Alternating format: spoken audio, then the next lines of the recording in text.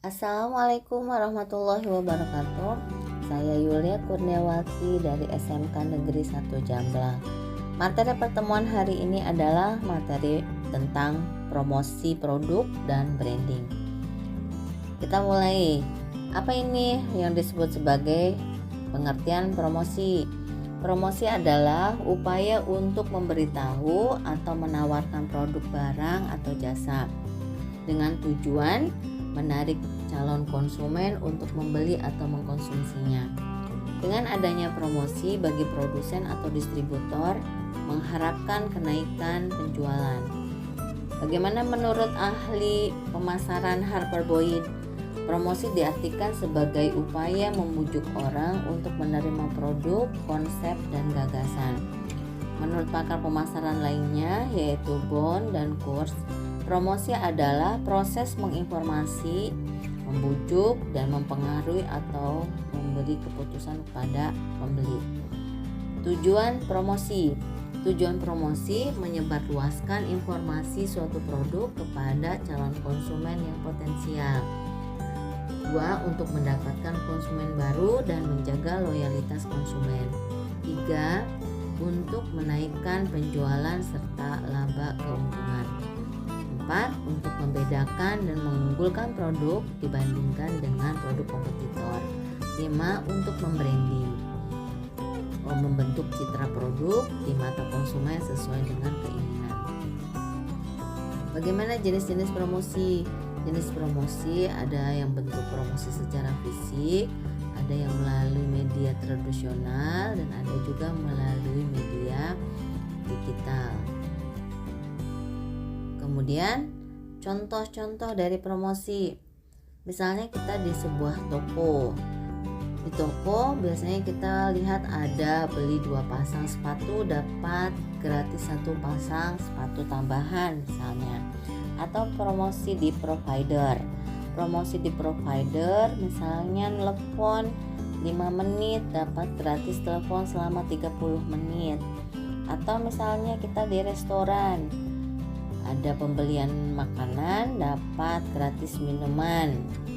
Atau misalnya di departemen store yang sering kita lihat, dapat potongan harga 50% untuk suatu produk tertentu. Itu adalah contoh-contoh promosi. Nah, sekarang kita pada pengertian branding.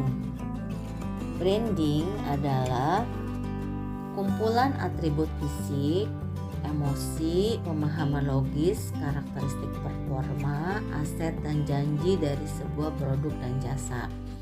Fungsi dari branding dan tujuan dari branding adalah membangun citra, keyakinan, jaminan kualitas, dan prestis. Beberapa hal ini membuat menjadi produk kita menjadi diingat oleh konsumen. Branding yang kuat dapat mengendalikan pasar karena masyarakat akan tetap mengingat atau mengenalnya. Contoh dari branding yaitu brand name, brand mark, dengan trademark. Brand name adalah merek yang menjadi bagian dari yang dapat diucapkan, misalnya Pepsodent, BMW, Toyota, atau produk-produk yang lainnya yang bisa diucapkan. Kemudian kalau brand marknya adalah tanda merek. Tanda merek adalah merek yang menjadi sebagian dari merek yang dapat dikenali namun tidak dapat diucapkan, misalnya lambang, warna, desain huruf. Nah, itu adalah brand marknya. Tujuannya adalah untuk mendapatkan pengakuan dari pasar atau konsumen akan mampu mengenali nama merek dari simbol visual seperti logo, warna kemasan, atau produk. Coba kita lihat pada contoh sebelah ini. Contohnya adalah brand name. Coca-Cola bisa dilihat dari warna merah dengan font yang berbeda. Nah, ini adalah contoh dari brand name dengan brand mark. Atau ada contoh yang lain seperti ini adalah brand mark. Bisa dilihat dari logo monogramnya, kemudian maskotnya, logo gambar, itu adalah brand mark. Ini yang tidak bisa diucapkan, jadi ini disebut sebagai brand mark. Kemudian yang trademark adalah brand yang dilindungi oleh undang-undang karena sudah didaftarkan pada pemerintah dan perusahaan. Dan perusahaan ini mempunyai hak tunggal untuk menggunakannya. Jadi tidak boleh digunakan oleh perusahaan yang lain. Trademark terdiri dari kata-kata, huruf atau angka-angka yang dapat diucapkan, termasuk juga brand mark-nya. Dan ini trademark ini adalah merek dagang. Jenis-jenis trademark di sini adalah simbol trademark, seperti contoh yang seperti ini. Ini adalah contoh dari trademark. Bentuk seperti maskot, nama perusahaan atau slogan. Coba kita lihat perbedaannya. Perbedaan dari brand name adalah sebagian dari merek dan yang dapat diucapkan. Sedangkan brand mark adalah sebagian dari tanda atau logo yang tidak dapat diucapkan.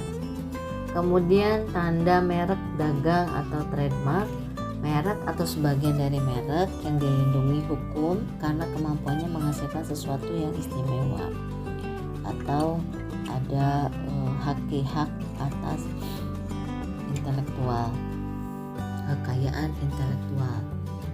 Lihat perbandingan daripada brand name, brand mark dengan trademark. Produk contoh Nike. Nike di sini ada tulisan yang bisa kita sebutkan atau diucapkan, itu disebut sebagai brand name. Nike atau lambangnya. Lambang di sini disebut sebagai brand mark. Kemudian trademarknya adalah Nike dengan ada lambangnya. Ini adalah perbandingan antara brand name, brand mark dengan trademark. Demikian pertemuan kali ini, mudah-mudahan bermanfaat.